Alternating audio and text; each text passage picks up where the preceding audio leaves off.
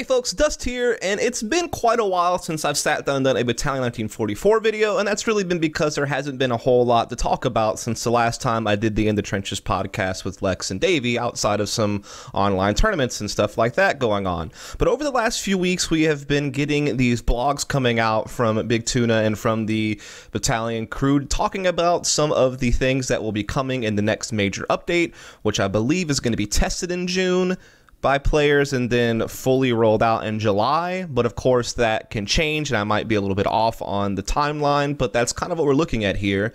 And unfortunately, Davey and Lex were really busy, so I wasn't able to just get them together and talk about all these changes in an In the Trenches podcast, but I still wanted to put out a video to just kind of give my initial reactions to all of these changes and updates to the game that are going to be coming out in the next major update. And of course, you have to take these opinions and these thoughts with a grain of salt. I have not tested these changes. I have not seen them firsthand. I am merely going off of what I'm reading on the screen and just kind of giving my hot take on it. And so some of this is, going to be unfiltered, unedited, so it might be a bit rambly and it might include some colorful language, but this is just kind of my gut reaction, so to speak, to what I think about some of this stuff. And we're going to start off with kind of the first post that started this domino effect of posts we've been seeing. And it's also worth noting that there's going to be more change laws coming out before the update, so I might have like a part 2 video, but this is what's out so far since I decided to record this. And so the first one came out kind of in April, and it was basically just talking about Wartide 2.0 coming, which we've been knowing this forever. We've been knowing that the whole economy situation that we have now in Battalion and competition is temporary as far as, basically unlimited guns, except for like the sniper and SMG. And so we knew that that was temporary, and so they've been talking about how they're doing this major update 2 to bring out Wartide 2.0. And apparently, as you can see over here, the largest concerns, the original Wartide, where there was no win or loss bonus, meant steamrolling became very likely, aka all the fucking time. And then having the losing team be forced repeatedly to play default class round after round when losing wasn't a fun experience. Players often leave rather than persist. Exactly. No comeback mechanic. And then the original Wartide system lacked depth to its weapon economy. Therefore, all weapons were forced to be balanced and as viable as each other in terms of perceived value.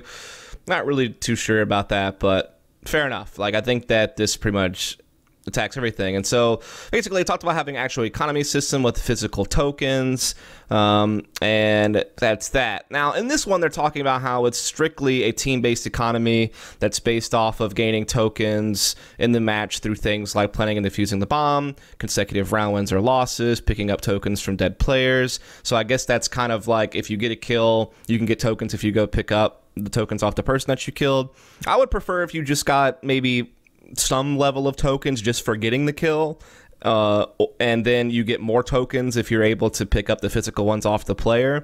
Like maybe, I mean, I don't know how the tokens work as far as what costs how many tokens, so this scaling is really bad, but let's just say if you get the kill, you get 1 token. If you go collect the tokens off the player, you get like 3 tokens or something like that. So it'd be nice if you just, got something just for getting the kill without having to chase down the physical ones in game. But I don't mind having the physical ones in game, adding kind of an element of physical currency in the game and all that good stuff. Now, a lot of this other stuff is going to be changed when it comes to Wartide 2.0, so we're going to gloss over it because another update came out that readdress this, so I'm not going to get too deep into it from this first post. But we also talked about how they were just going to retire unranked and ranked for now and just have Wartide and Arcade, which I think this is great because right now you have the player pool split up between playing, unranked Wartide and people trying to play ranked Wartide.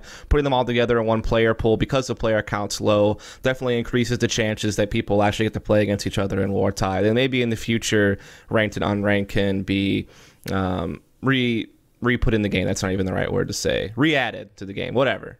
Just English is not good for me. I'm waking up in the morning, I'm having like my morning breakfast coffee type situation while I'm recording this, so you have to cut me a little bit of slack on that. So this is definitely a good change for now to try to increase the likelihood of being able to actually queue. Because right now in North America, it's a goddamn struggle. I can't even play this game right now in North America because the player count within the region is just not high. At nighttime, peak players are just not high enough, and most people who are playing the game are probably playing scrims or playing in league matches or something like that. So or maybe some pickup games. But trying to queue anything in NA is pretty much impossible right now. I think Europe's obviously a lot better, but yeah. And so there's, you know, a chance that, of course, it's going to come back. And so there you go. So we're gonna leave this one now. This is kind of the first update of many. So then this is where we got more information about Wartide 2.0. We also got told about a new map. So this new map being developed by Fantasy, of course, former Call of Duty professional player on the PC circuit. We obviously know that he was making content for a while about this game, then joined the team, and he helped make Coastal, and he does QA and all that good stuff. And apparently he's been working on another map design, which apparently was something that he did for like a project for school or something, and then he imported it in the game and they started tinkering with it, and now it's going to be a map. I'm not going to talk too much about the map though, because I'd rather just do a video about the map when the map's actually out and you can actually run around on it and give initial impressions that way. But I will say it looks nice, like as far as the art and stuff like that goes, so, you know, fair enough. But I'm not going to talk too much more about it. But then we got the whole dual currency system coming in here. And also added to this, I didn't bring up the post, but of course there's new eco guns coming out, which is the grease gun, I think the MP28, which are going to be like weaker SMGs. They're supposed to be cheaper weapons that you can use, which obviously won't be as powerful as the stronger SMGs, but will still give you an ability to do something cheaply, I guess you could say. Like, still stand a chance if you get in like close range fights or something like that, can still be a viable gun. So that's kind of a part of it, is having these eco type weapons, as opposed to, I guess, the default class weapons, which I guess will be maybe still free, or I'm not really sure how that factors in, because we already had like the Guerre and stuff like that that were kind of eco default class weapons. So I have to read more into it, but this new gun's kind of being added. And so it's dual currency, and they wanted to try to encourage teamwork by forcing teams to share a currency. And we think there's too many players simply aren't interested in playing as a team, and it's totally acceptable for people to want to play their own game and have, you know, their own economy, which is kind of similar to Counter-Strike, I guess, you know, right? In Counter-Strike, you have an individual economy. The difference is you can drop guns to people. So it kind of becomes a team economy in that way. If you have someone who's really low on money and then you have someone who has a lot of money, they can buy and drop or something like that. But this is approaching that by saying, okay, you have your own individual currency that you've earned, and then you also have the team currency. And so I suppose the team currency would just be based off of, you know, rounds won, rounds lost, you know, rounds lost in a row, one in a row, bomb defuse a bomb plant, which are team efforts. Even though technically, I guess the person defusing, the person planting, that's an individual effort to some degree. I'm not sure how you'd want to do that. And then there's also the idea, though, of individual economy, which I suppose would be based off of, you know, kills, physical currency pickup off of dead bodies, you know, things like that. So some type of blended dual currency. So you have your personal in-game wallet along with a separate team pool. Individual token pickups are rewarded straight to your personal wallet, whilst team efforts are awarded to the team pool. You can donate as many tokens of your individual wallet as you want to the team pool, but you can't withdraw more than 3 tokens per round. And so this is what they want to try to do to push Wartide 2 and kind of still have like this hybrid economy system where it's team oriented, but you still have individual economy as well. Now, my only concern with this whole idea is, you know, first and foremost, I think the idea of having an economy system in the game is cool and can be good. It definitely can add some depth to the game. It can definitely give you something more to talk about on a broadcast perspective in between rounds, or just add more strategy to the game overall. Not only do you have to think about what type of executes you want to do, or, you know, how you want to play against your opponent, what type of style you want to have tactically, but you also have to think about, okay, like, what do I even have at my disposal? Like, what can I use this round? What do I need to do? Do I need to save and run some type of eco strat to make sure I get tokens later? It's similar to Counter-Strike in that regard, like me coming from Counter-Strike, where economy is definitely factored into how you play out the rest of the game and how you determine what you want to do. Do you just want to throw this round away on a quick push to get bigger guns next round? Do you want to kind of force up a little bit and try to put something together? There's all these different economical options. And so I think that does add a layer to the game, right, to have some type of economy system. Now, this is definitely different because this game is obviously kind of a throwback to, you know, COD 2, COD 4 Pro Mod, and those games, there was no economy system. You started out with the gun, and maybe you had weapon limits, like you could only run 1 sniper, or you could only run 2 ARs, or you could only run 2 SMGs, or you could only run 1 shotgun. You know, there was weapon limit, but you basically started out with a gun every single round, no matter what. And I do wonder if maybe eventually that's where we just need to get back to, and like maybe we're overcomplicating this game by having an economy system. But I also like the idea of having an economy system because, again, it adds a layer to the game and it gives you something more to talk about from a broadcasting perspective, and it gives you something more to think about as a player, as a captain in particular. Now, with all of that in mind, with this dual economy system, I do wonder if you're making things overly complicated. Like, not only do I have to worry about my economy and the potential for what I can buy and maybe what I could drop, now all of a sudden you have to worry about your team's overall economy pool as well, and withdrawing and who can withdraw what. And the reason why I say that is if you're in a competitive environment and you're trying to, you know, during freeze time, call out the strat for the next round, think about what you want to do economically, depending on how many seconds you actually have in between rounds to talk, think about everything you have to go through. Like, okay, what does everybody have? What can you buy? Okay, from the team economy, you take this many tokens to get this gun. You take many tokens to get this gun. You take this many tokens to get this gun.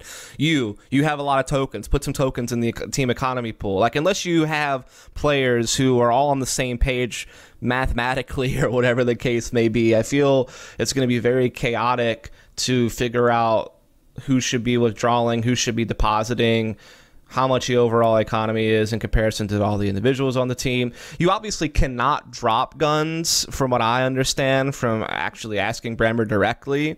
So it's not as if you can buy a gun and drop it to someone else, or save a gun from the previous round and drop it to someone else. So it is all on either what you individually saved from the previous round that you obviously keep playing with, or whatever you buy with your individual economy that's only for you. Remember, you can't drop or anything like that, but you can give tokens to other players by, you know, either depositing them into the team economy and letting them withdraw it. I'm not sure if you can go straight from player to player.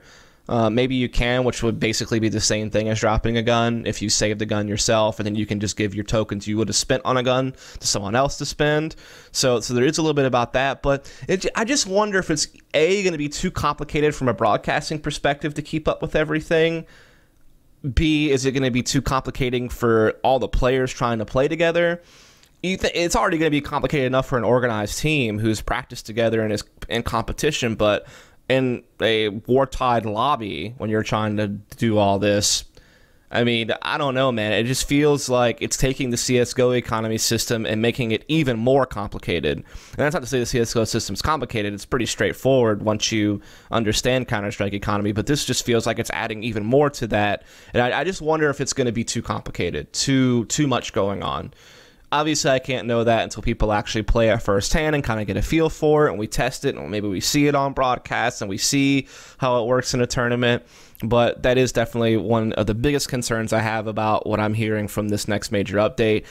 I would have just rather either completely get rid of the economy system and just do classes and just do class limits and stuff like that for tournaments, or go for just I don't want to say you should just copy paste Counter-Strike, because then you're not doing anything different, you're not standing out or being unique, but maybe something that's just a little bit more simplified than this. I don't know. That's kind of where I'm at, because as you can see, you can pick up an enemy weapon, which basically means that if you have a Thompson, right, and you kill somebody that has a Kar 98, you can pick up that Kar 98 for your pistol, and then the next round you have a Thompson and you have a Kar 98. Now, you can't drop either one of those guns to anyone on your team. You just have to use both guns. But that is incredibly powerful, right? That you now have 2 primary weapons going to the next round, and you don't have to spend any of your tokens because you have 2 guns now, which means you can deposit a shit ton of tokens to the team economy and help out your other teammates, which is great. That's definitely a viable thought on how to approach the economy system. But I do wonder if you're making yourself too powerful by being able to carry over 2 primaries into the next round on 1 player, which basically means this dude has the perfect loadout, right? He has a Thompson for anything up close, and then he can pull out the Kar 98 to take range shots. He's just an insane weapon at that point as a player to have that type of loadout. So I do wonder if maybe that's kind of I wouldn't mind being able to swap out primaries. Like, you have a Thompson, you kill someone with the Kar 98, and you want to bring that into the next round. instead of a Thompson, because you can't even buy a Chronon 8 if you wanted to. But being able to carry over both primaries, I kind of wonder about that a little bit. Again, this is just going to be something that has to be tested and kind of thought about and kind of see how it plays out. But I do kind of wonder about that a little bit.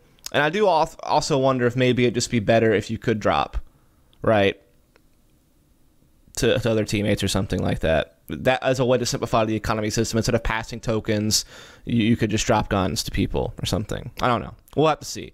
And then there's a big talk about Arcade 2.0 and these updates, which I think is huge for the casual player base, because I actually had a lot of friends who enjoy playing Arcade.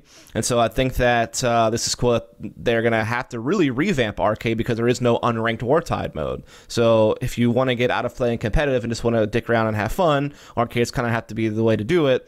And from what I understand, Arcade 2.0, from reading this, is going to, focus on having maps that are arcade specific, incentivizing playtime and objectives, and different things like that to, make the arcade experience better.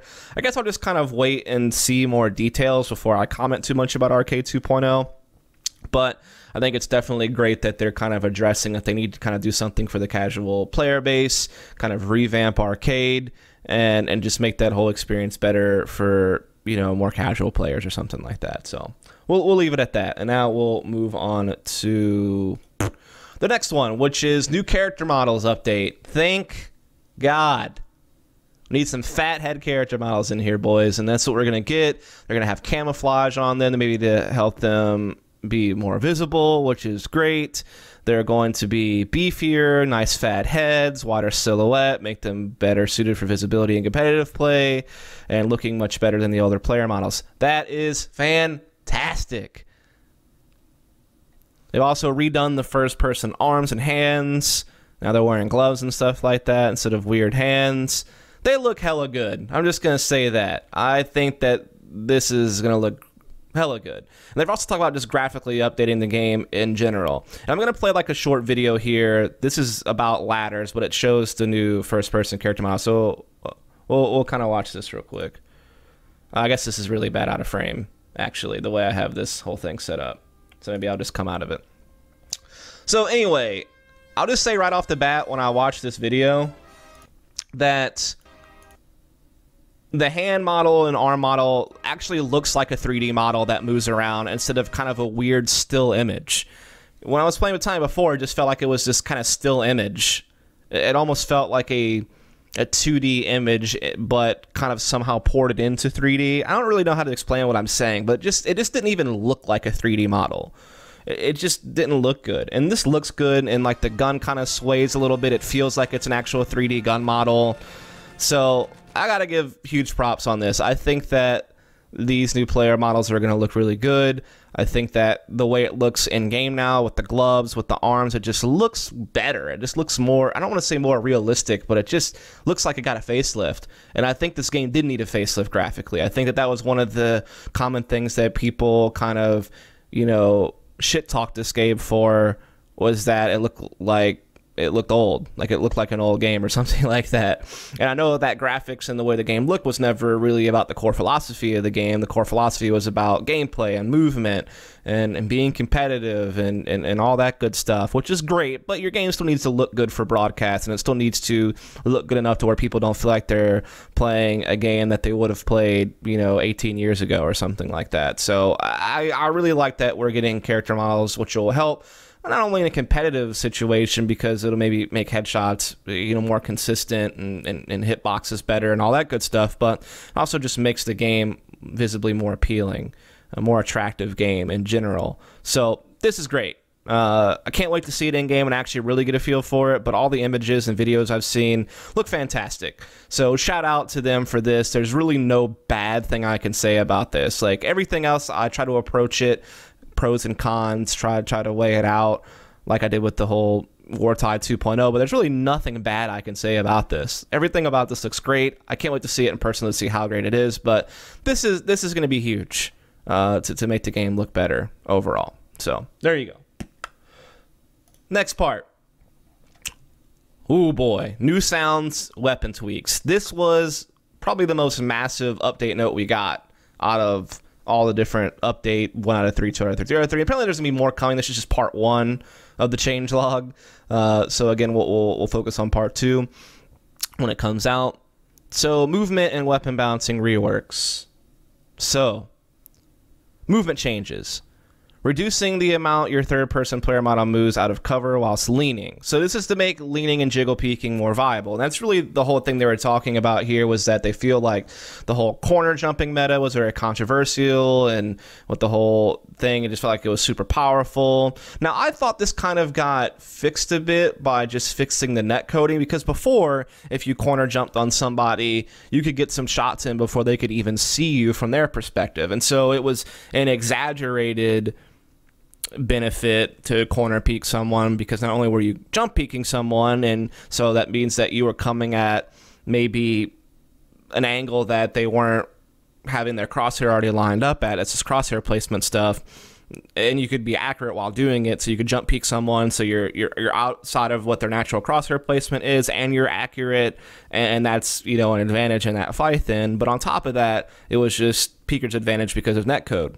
You know, you could get bullets in before the guy could even see you jump. And so I thought that this whole idea of corner jumping meta got nerfed by at least being able to see each other at the same time, and so you could react and shoot at them as they were jumping you. So there's that. But apparently they want to take that even a step further to reduce the strength of jumping around corners by buffing the lean and buffing angle holding in general. What this whole third-person player model moves out of cover. So there's one way to do it. Like, now you can actually safely hold corners and peek corners on people because you're less visible. Increase momentum very slightly to create smoother general movement. That's nice. I did feel at times that movement was a little bit awkward. No longer receive movement penalty when falling from small heights, whilst not ADS, to increase general movement fluidity, which is cool.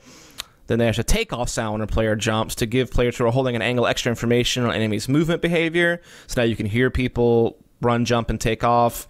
So you can kind of tell that someone's about to jump peeky before they even do it, because you can hear this takeoff sound. And then added movement punish while landing, whilst holding ADS. So if you ADS in midair and you land with ADS, there's going to be a movement punish.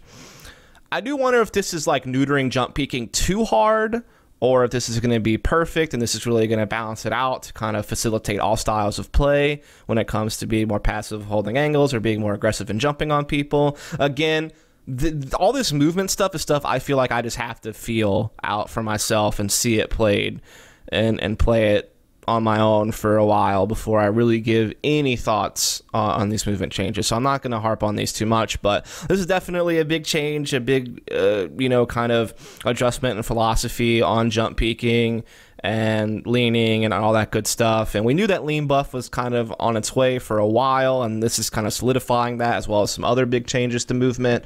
And I already thought the core movement of the game was pretty good. That was actually one of the game's strong suits, because it was, I guess, one of the things that got worked on the most and focused on the most, even from alpha.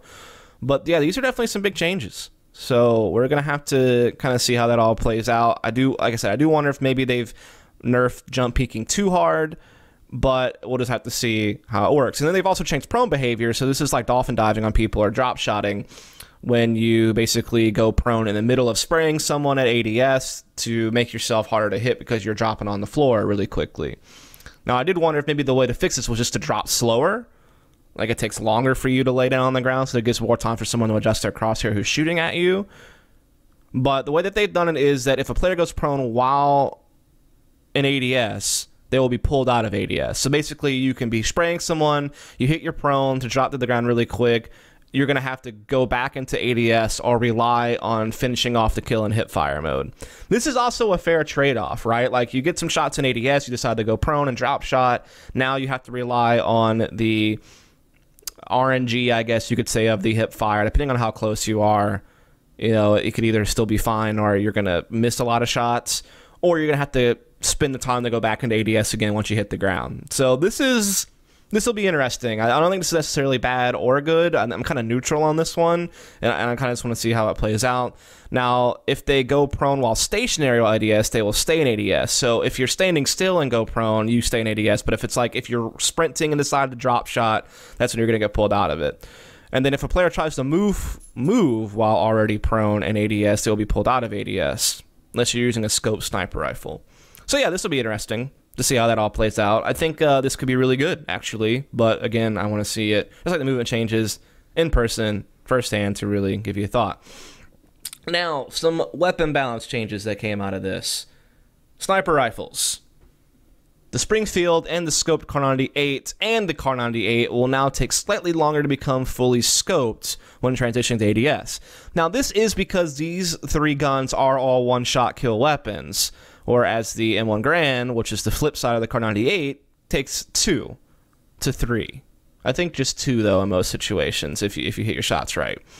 Depends on where you hit them at and stuff like that, I guess. So because these are the strongest guns in the game, they're one-hit kill weapons for the most part. Obviously, you can leg people with them, and then it will take more than 1 shot. But if you hit them, you know, waist up, basically, in the chest, something like that, not in an arm or a leg, you're gonna get the kill.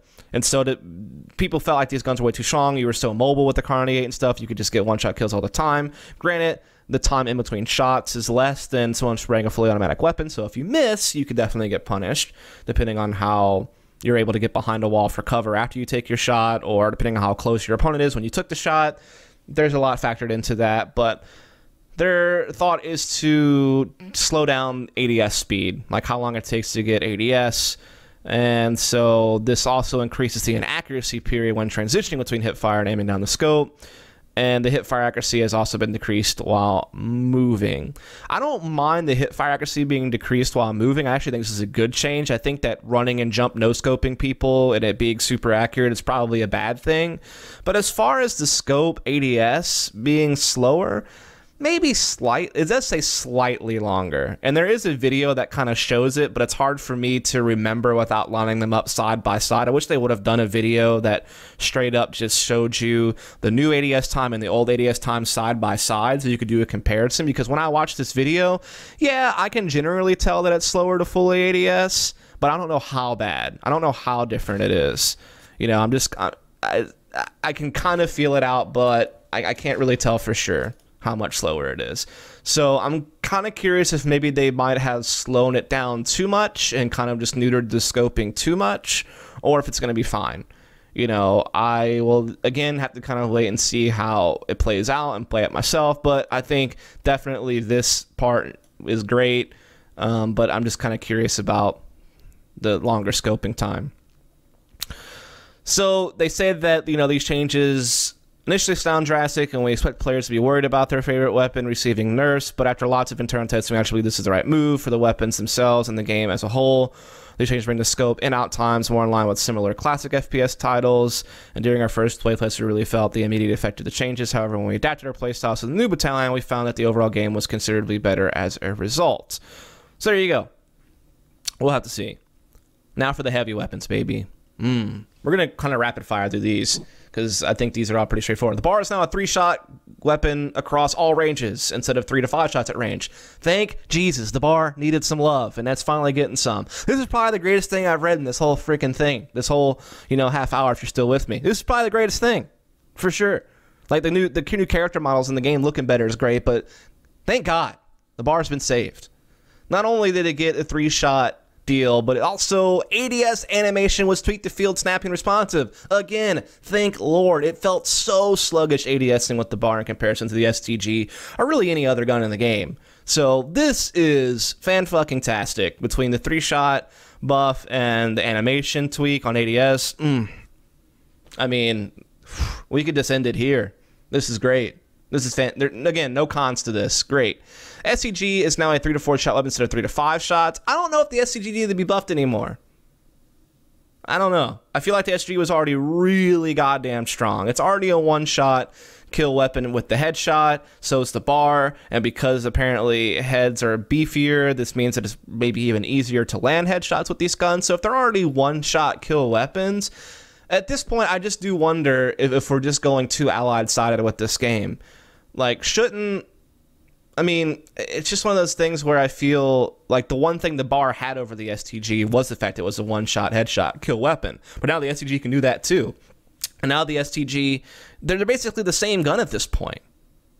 You know, if they've really buffed the bar the way they're supposed to with its animation and its 3-shot thing, and they're keeping the STG basically in a similar range, it might take an extra shot to the bar in some situations, depending of the range. It just feels like there's such a minimal difference in these two guns now. I don't know. I do wonder if maybe they're too closely aligned. Maybe the bar should be stronger than the STG, depending on if you're trying to give allies a little bit of something, since a lot of the game seems to be Axis-sided. So that is definitely something I'm kind of thinking about, but who cares? The bar finally got a buff, and that's all I really care about. So we'll leave it at that. SMGs, MP40 horizontal recoil is slightly reduced. Yes, we need more vertical recoil and less horizontal recoil, in my opinion, on a lot of these guns, and I'm glad the MP40 is getting that, because I think it just makes more sense. Then we got the shotguns. So max range damage slightly reduced. Yes, this was definitely needed. Min-range damage increased slightly. Okay, I'm not sure if that was needed. It was already pretty damn strong at close range, so I'm not really sure if this was necessary, but this certainly was necessary. Crosshair spread decreased to more accurately portray pellet spread. All right. Reduced shotgun rate of fire, or shotgun fire rate. Yes, this definitely needed, but it now holds an extra shell to compensate for the slower fire rate. Okay. When I look at this video, I still feel like the time between shots is too fast. I don't know if people agree or disagree with me, but I feel like this whole reduced shotgun fire rate might need to get reduced even more than it already is. So that's the only thing I think about that. We'll leave it alone. We'll see. Now, wall weapon penetration values. Our thinking with bullet penetration has always been trying to make it consistent in terms of communication over what you can and cannot shoot through. This meant that thin metal, small objects, and thin wood are supposed to be penetrable. The problem we've seen is that some assets slip through and are accidentally made penetrable, such as the Kubelwagen. This has never been meant to be the case. We've now adjusted these specific meshes that weren't meant to be penetrable and adjusted the damage values of penetration to feel more consistent. Cool. I think it'll be great to actually know for sure what you can and cannot spam and how much damage you actually can do through it, and it just being more consistent. So I'm not going to go through this entire chart, but this is definitely something nice that they're tidying up.